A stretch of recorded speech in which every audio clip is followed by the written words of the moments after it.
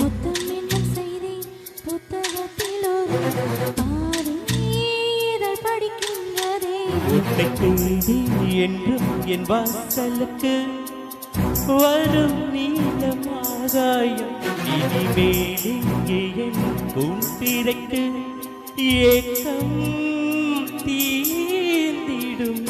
ராமார் வாரமா கண் மூடவில்லை உன் ஞாபகமா. கண் தூங்காமல் பாடும் நாட்களில் பூங்காற்றை நீ தூதுவிடு. அன்பே